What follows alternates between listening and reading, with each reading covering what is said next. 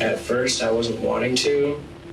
Like, we were in her garage through one of the doors, just like waiting, like hammer thing. And then like a hammer thing with an axe at the. She wasn't like alive and beautiful. The whole top of her head. In a shocking tale that defies belief, two 13-year-olds committed the unthinkable. They plotted and carried out the murder of their grandmother for a mere $155. Join us as we delve into the chilling details of this horrific crime and explore the complex questions it raises about the depths of human darkness.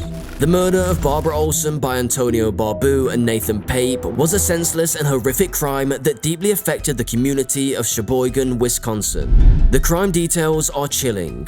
Such acts of violence committed by individuals so young are difficult to comprehend and elicit strong emotions of shock and disbelief. The sentences imposed on Barbu and Pape reflect the severity of their actions and the legal consequences they faced as adults. Barbu received a sentence of 36 years in prison, while Pape was sentenced to life imprisonment.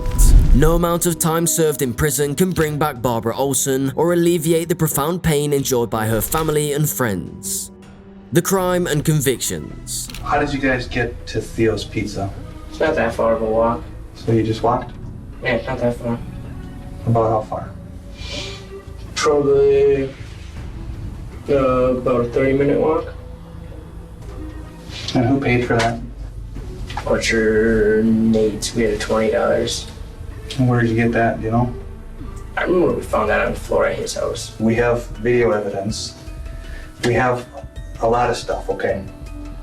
And I'll tell you right now, you're not telling me the truth. The arrest and convictions of Antonio Barbu and Nathan Pape for first-degree intentional homicide underscore the seriousness of their actions. The fact that they were both just 13 years old at the time of the crime makes it even more unsettling and prompts us to question the factors that contributed to such a violent act. Understanding how individuals, particularly young ones, can engage in such heinous crimes requires an examination of the complex interplay of various factors. Personal experiences, such as exposure to violence or trauma, can significantly impact an individual's behavior and decision-making process. Furthermore, the social environment in which individuals grow up plays a crucial role. Influences from family, peers, and the wider community can shape their attitudes, values, and coping mechanisms. Mental health and emotional well-being are also important considerations. Undiagnosed or untreated mental health issues can impair judgment and exacerbate impulsive or aggressive behavior. Emotional struggles such as anger, resentment, or a lack of empathy may also contribute to violent acts. It is essential to approach such cases with a nuanced understanding that acknowledges human behavior's complexity and the many factors that can lead individuals, even young ones, to commit violent acts. While it is shocking and difficult to comprehend, it is crucial to recognize that criminal behavior does not arise in a vacuum, and addressing the root causes is crucial for prevention and intervention efforts.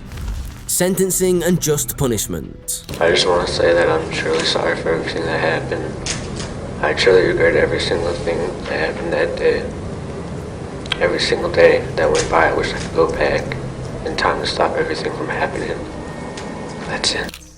I know I don't show my emotions much, and I myself am not sure why.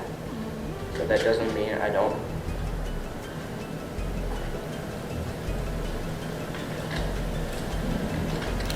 The severity of the crimes committed by Barbu and Pape is reflected in the sentences they received. Barbu's 36-year prison term and Pape's life imprisonment with parole eligibility after 30 years demonstrate the gravity of their actions and the need to hold them accountable.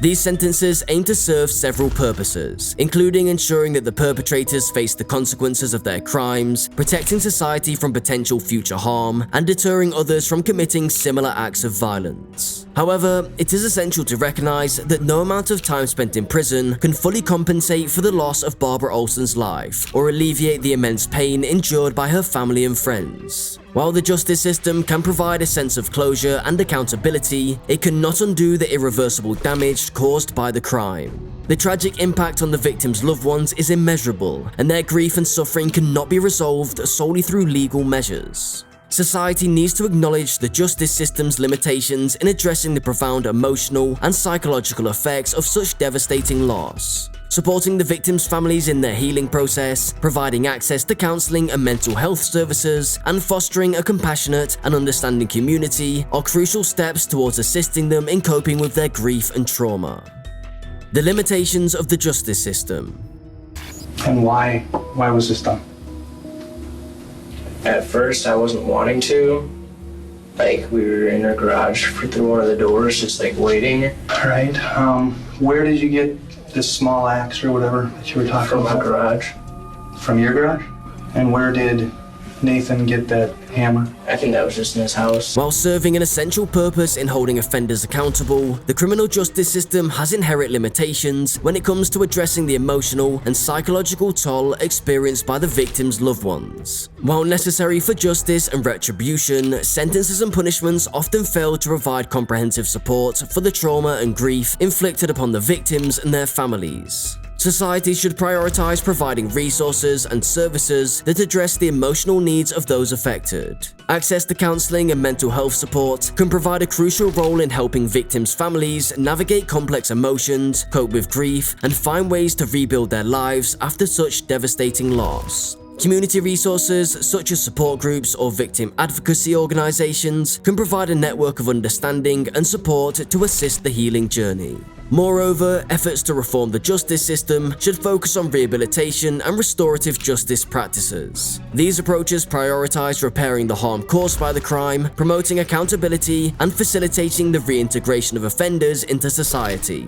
By engaging both offenders and victims in dialogue and addressing the underlying causes of the crime, restorative justice can provide a more holistic approach that acknowledges the needs and perspectives of all parties involved. The importance of prevention and intervention.